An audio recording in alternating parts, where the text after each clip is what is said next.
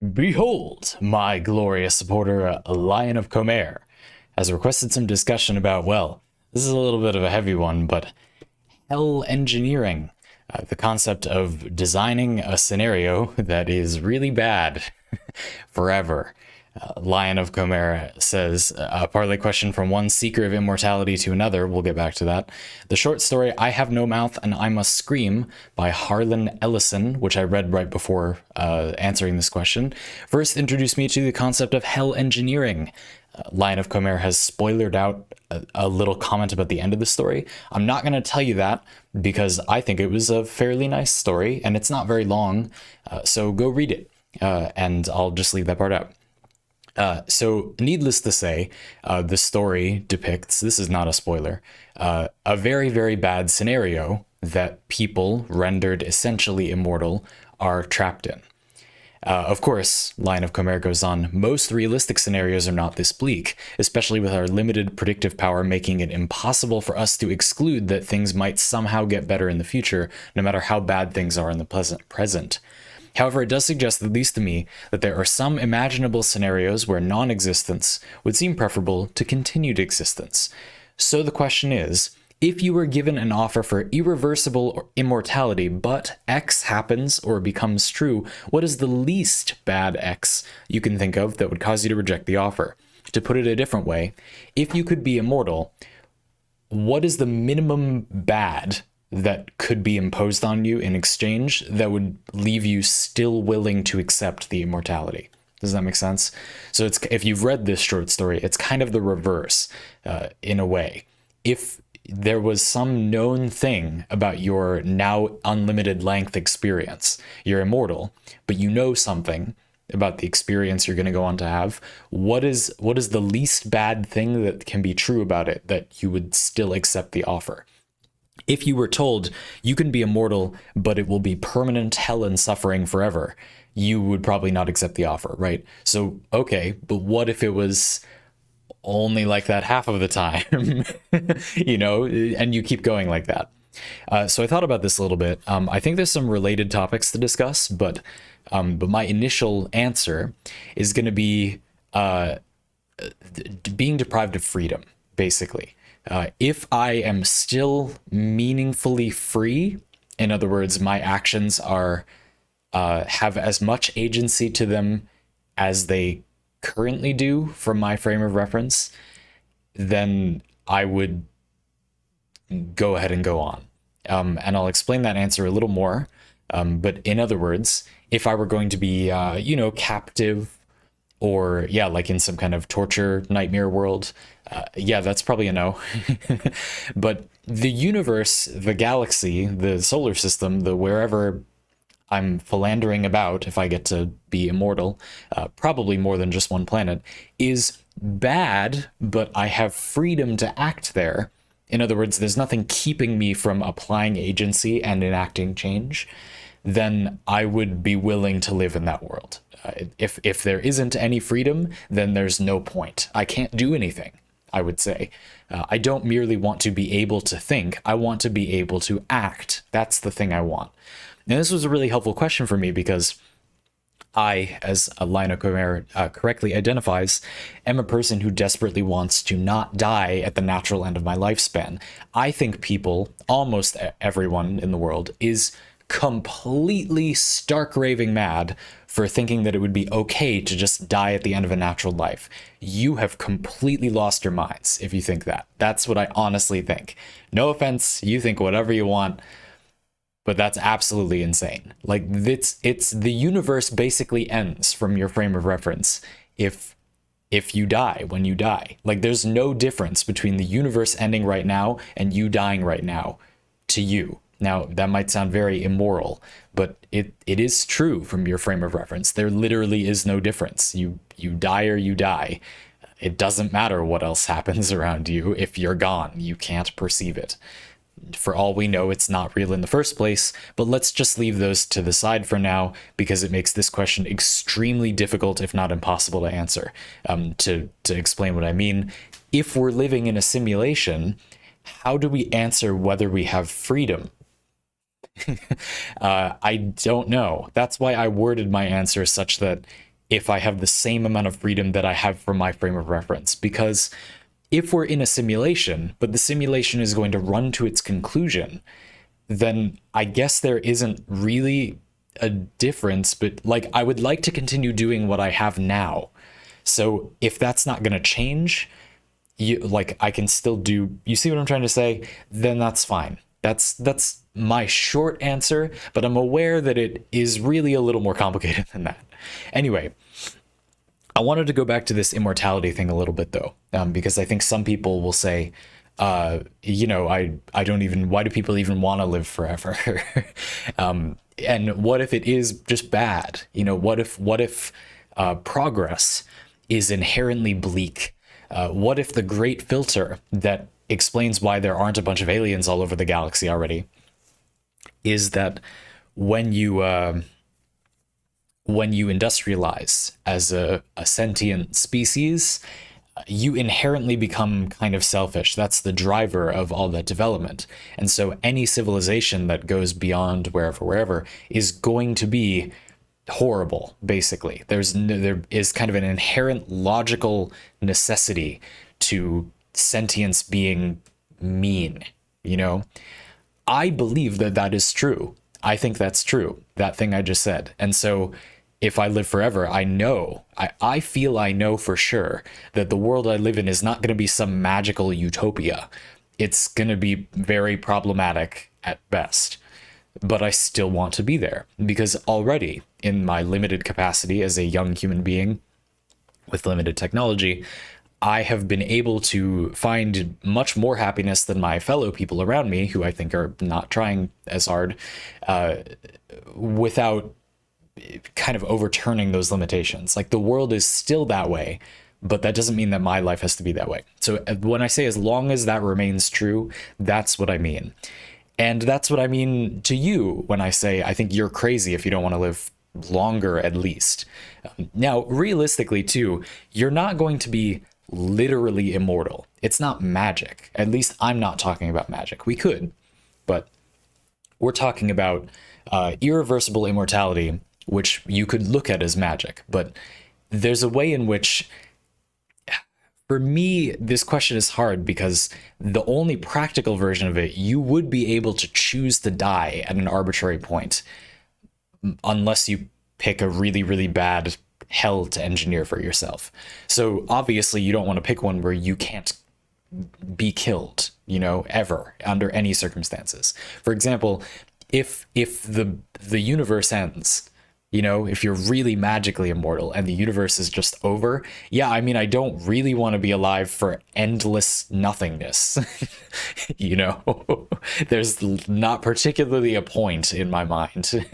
And so I guess not that, So when you say irreversible immortality, for me, it has to be like within the bounds of very advanced science, not like you become God. You know what I mean? Like that, I'm not sure most people want that, I would argue. Even most people who want to live forever, like LionOfComarre and I don't think most of those people want to be like irreversibly indestructible. You see what I'm trying to say? If the way out has to be like you unlife yourself, then that's kind of the threshold to me. There shouldn't be a reason that you can't still die if you want. What we're eliminating is not dying if you don't want to. At least that's what I'm eliminating. Let me say it that way. So I guess that's kind of a least bad X as well. You could say, what is the least bad thing that would cause me to reject immortality? Being robbed of the ability to unlife myself. That is surprisingly really important in this situation. Not because I want to do that, but because everything good about the living forever is ruined if I can't do that at some extremely far future time, like tens of thousands of years from now, possibly longer. I want to eventually be able to stop. I don't want to go for literally forever. This became a pretty heavy parlay, but of course it did. There's something else I wanted to talk about, and it was Right, some imaginable scenarios where non-existence would seem preferable to continued existence. Yeah, so I think another part of this is that for many people, the dying thing, a point I wanted to make about like living past your normal lifespan, is that I think for a lot of people, most human beings currently would say they're okay with the fact that like at the end of your life you die. But if you really press most people, I've found that they start to get uncomfortable because I believe that 99% whatever of humanity is repressing their fear of this subject. Almost everyone deep down is afraid of dying. It's not like people just magically aren't.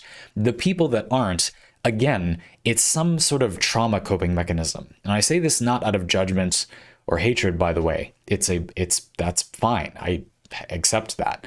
I respect that there must be a very difficult situation that would lead you to be in this mindset. But I'm operating under the assumption that deep down, if they were removed from anything that fettered them from feeling the way they would otherwise about being alive, they would want to stay alive. They're afraid of dying inherently because it doesn't make sense not to. It's not really logically possible in any way I can think of to not care. I guess you could. Fear is a weird one, but anyway. But the catch here for me is that right now, the default is that you die at your natural age. But if we do something about aging, then the script will flip. And now you have to choose to die. So even the people that would have rationalized that they wanted to die, suddenly things have changed though, because now they basically need to do it themselves. You see the problem? And I think for a lot of people, they're very afraid of doing that. They don't have I'm not going to call it courage. I don't think it is. But they don't have the, I'm going to use the word resolve, but I just want to be clear that I don't think unlifing yourself is a courageous or strong thing to do. It isn't. I don't believe, but don't. I don't want you to, but I'm just clarifying that it's hard, right? That's the point I'm trying to make. You can't just instantly do it. We've all, or maybe not, but perhaps heard the thing about, you try to drown yourself or something and your body will just reflexively stop you. Like you have to do something clever or your body will force you to not drown. You just can't, like, there's nothing you can do if you're conscious and able-bodied. Your body will make you not die that way. And so something like that, I might not be getting exactly right, but there are some mechanisms like that where it's like physiologically impossible to do yourself in. And so, yeah, surely, and there's been plenty of sci-fi about, having a place where you can go to choose to stop living when you're ready, that kind of thing. Sure.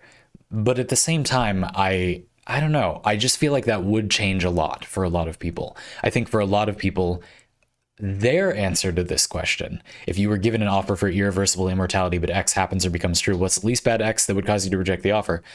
If we change this question a little bit to, if you were biologically immortal, but X bad thing happens to your experience, changes about your experience, what is the least bad X you can think of that would make you unalive yourself? I think for a lot of people, that is a different question because you're immortal as a premise. It's not like a trade-off. It's like you are immortal, and now we're asking, when would you pack it in, basically? I think the answer for most people is it could get really bad, and they still wouldn't. That's actually something covered a little bit in the short story that I won't get into too much. It would get far worse for a lot of people than I would be willing to answer, and they still wouldn't, end it,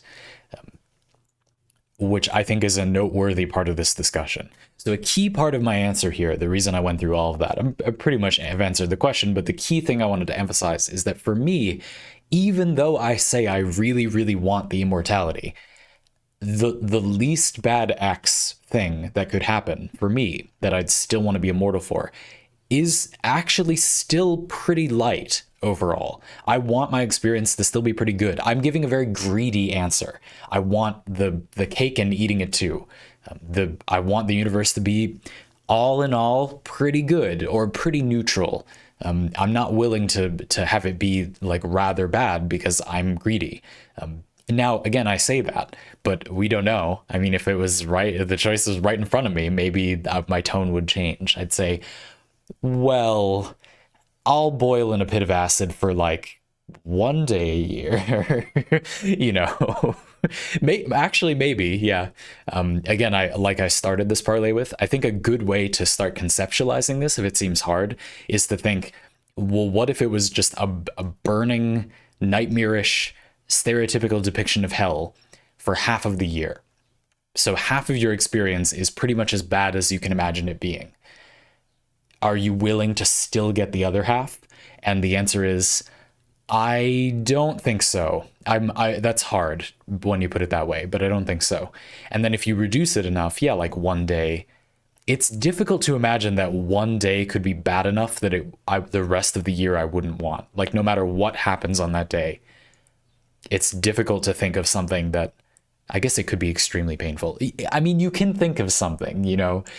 Anyway, I've given people who want to think about this enough food for thought, and people who don't want to think about this enough trauma, that I think it's time to stop talking about it. But it was a really interesting question. As always, I really like this topic. Some people may not have known that I am a strong proponent of the living for a long time thing. A related subject we don't have time for is that I do think people not dying of old age naturally and needing to choose that instead would indirectly solve almost all of our society's problems, or very quickly destroy human society completely. Both of which would be better than what we have now, in my opinion. So that's a little bit of a loaded statement, but only a little loaded. Anyway, let's